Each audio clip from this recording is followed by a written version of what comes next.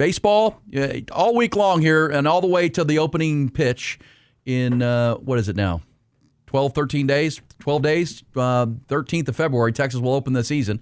They had their alumni game, and so each morning we're going to introduce you to a new player, a newcomer, whether it's a freshman or it's one of these portal guys, because the Longhorns did a great job in the portal from what I can see, behind the plate, in center field, on their infield, just some really, really talented guys that have got some chops and skins on the wall in college baseball. But the guy I want to mention is, a year ago we saw Dylan Volantis climb the hill at the alumni game, and you're like, man, this guy's really good.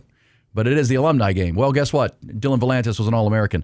How about this guy who climbed the mound and actually pitched for the alumni team back against Texas, because they don't have any pitchers at the alumni game. Only Hobie Milner went out there for the alumni team and threw. Hobie was back. But so for the alumni team, they started this kid, Sam Cozart, who, gosh, I don't want to say he resembles Paul Skeens, but he looks like a young Paul Skeens, and he doesn't look young because he's got this big full beard. He's 6'6", he's 260 pounds. He's gigantic. Yes, he comes from Wesleyan Christian Academy in North Carolina.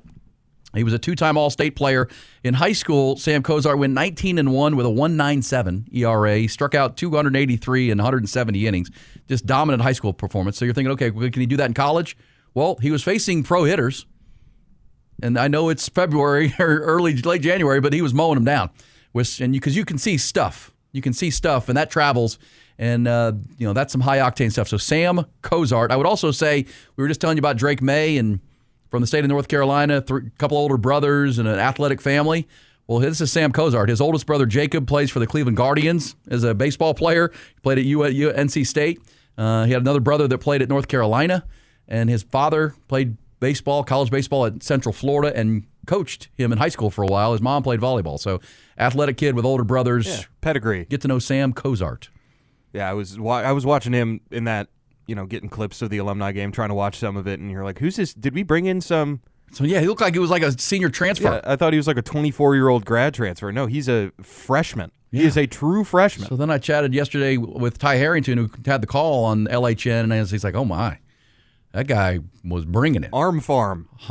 Well, yeah, and working with Coach Weiner. Coach Weiner, Maximum. And what they do with those guys. And this pitching's going to be deep. We'll talk more about it, but that's a guy you need to know. Sam Cozart. We'll introduce you to the spotlight of another new player coming up tomorrow here on Game Time.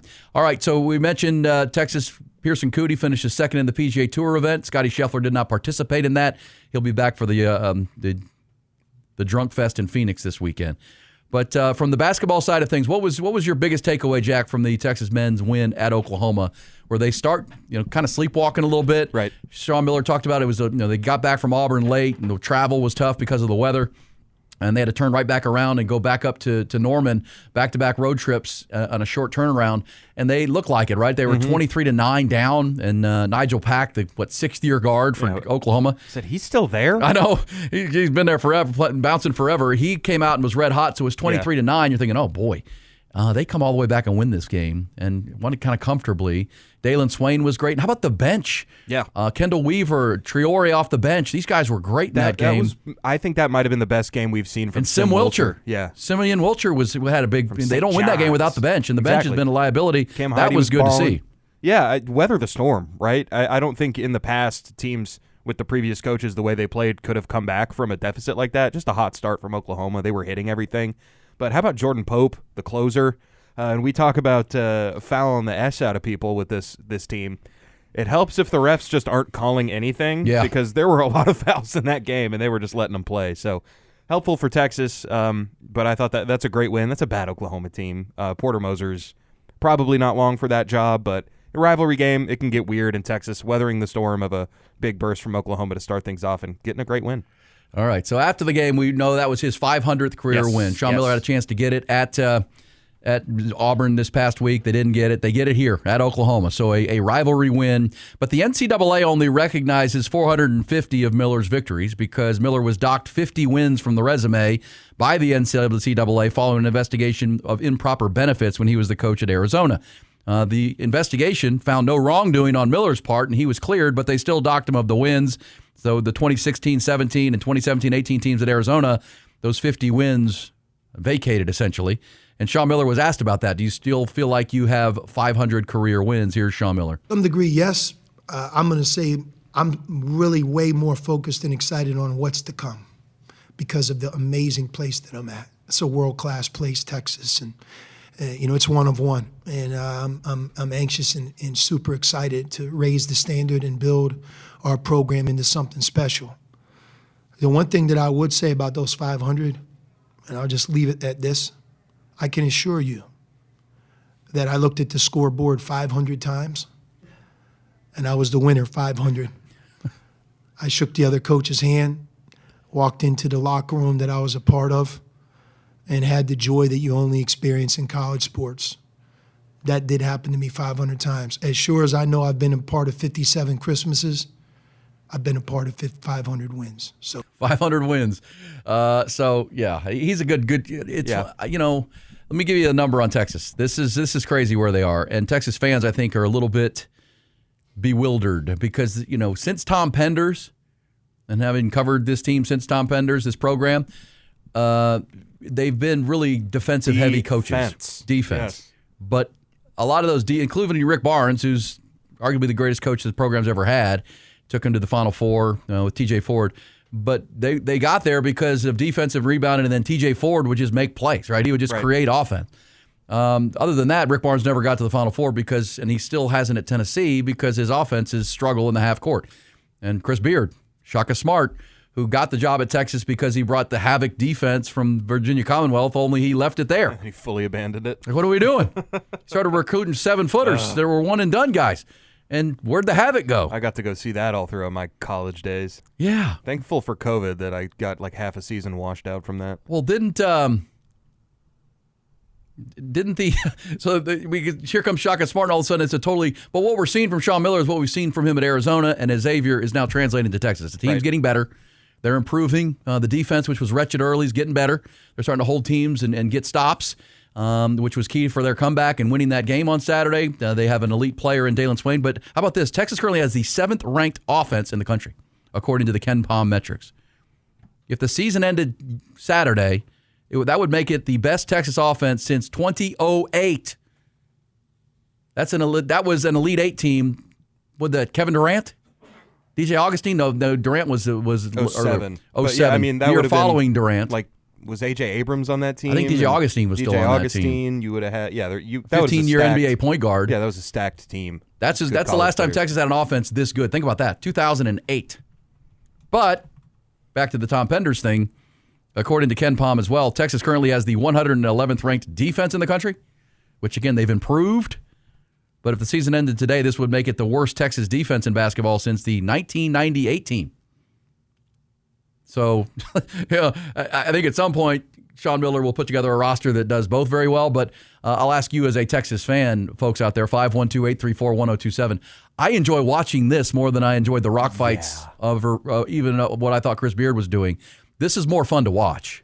Yeah, I mean, let's be honest. We all like offense. As much as, you can enjoy a defensive struggle Chicks dig the long ball. A pitcher's duel, wouldn't you rather watch like you want to see touchdowns, man. You want to see the ball go through the hoop. You want to see dunks. You want to see threes. Well, I mean, and whether it was Shaka Smart or even Chris Beard, they would have these 10-minute scoreless streaks. They go 0 for 10 minutes. 10 minutes of game time. Like, you realize that on Saturday on the road in Norman against a very veteran Oklahoma team, they shot 75% in the second half.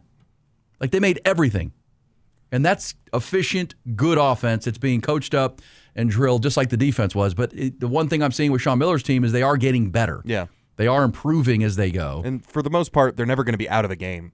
And that's because now you're 4-5 in the conference. Mm-hmm. If you beat South Carolina this week and they're a 2-7 team in the conference, then you get Chris Beard and Ole Miss on Saturday. They're 3-5 in conference play. Texas, we can come in next Monday on game time and they're sitting at 6-5. Because that game on Saturday was their 9th SEC game. They've got 9 to go. And so if they keep getting better, continue to work and harp on the fouls and the issues there, this can be a team that, nobody really wants to. Because you got a guy like Dalen Swain, like literally, Sean Miller said, it's going to be tough to vote for all SEC kind of players, but if there's one player that is all SEC, it's Dalen Swain. Oh, yeah. And he's playing well enough to put himself in the conversation for the player of the year in the conference. I mean, he had 20 points, 10 rebounds, 6 assists on Saturday. He's averaging, the last 4 games over almost 30 points, puts up 20, 10, and 6. When you have that guy and you're improving and your offense is that efficient, and now you're getting some production off the bench, that was a good thing to see. Simeon Wilcher played his best game, and the team was all rallying around him because they know he's better than he's been playing. And that's what you want to see from your teams, is getting better as the season goes. It's something we haven't seen a lot of at Texas. I think we're seeing that right now. I think you're right. Yeah. So the more he sees of this team, the more they get familiar with what they're about. And, boy, when Cam Heidi's knocking down threes, it makes this team really hard to stop. Yes, because remember, power forward was a big hole, and if he comes in and gives you 3-pointers plus a little bit of defense, that really opens up the lane for Swain and Mark and the other guys, Jordan Pope. Think about some of Texas's biggest wins of the year. Like, you go back to that NC State game, that was Cam Heidi's best game. Yeah. So when everyone's firing at all cylinders, I think this is a really hard team to stop. And even if they're down, 7 points with 3 minutes to go, they can hit threes. They can get back into these games, but the problem is they might give up 90 points too. It is more fun to watch, that's for sure. It is. All right, here is how it sounded yesterday at the the Moody Center when Texas made it back-to-back wins over the hated Sooners. Will walk it up the floor. That will do it. Make it 38 straight at home for the Texas Longhorns. An impressive performance today. 78-70 the final in Texas's win over Oklahoma. All right, so there it is. They don't lose at home, and the Moody Center was rocking yesterday. Or Moody, quit calling it that. I'm thinking Rick Barnes. The Mood is the tough place to play these days, and Texas is a top 4 team, as we've said all year. The goal for the Texas men is to make the tournament and make the field of 64. The women's quest is to win the national title. That's right, and they'll be on the door. I mean, they're number 4. They were number 2 a while ago for a good stretch of the season. It's just, can they get over the hump of those elite teams? And this UConn team looks like that. And, UCLA, who they've beaten, is going to be right there. South Carolina is going to be right there. It's going to be an awesome tournament. It's going to be an awesome Sweet 16 going forward, at least. Agreed. And they're deep. Talk about this Texas baseball team, likely to have a really deep team, pitching staff and positions where competition will be key. And how about Aaliyah Crump, the freshman, really coming back and giving them even more depth, which is a great thing. So we'll take your thoughts. Texas men and women, both victorious over the weekend.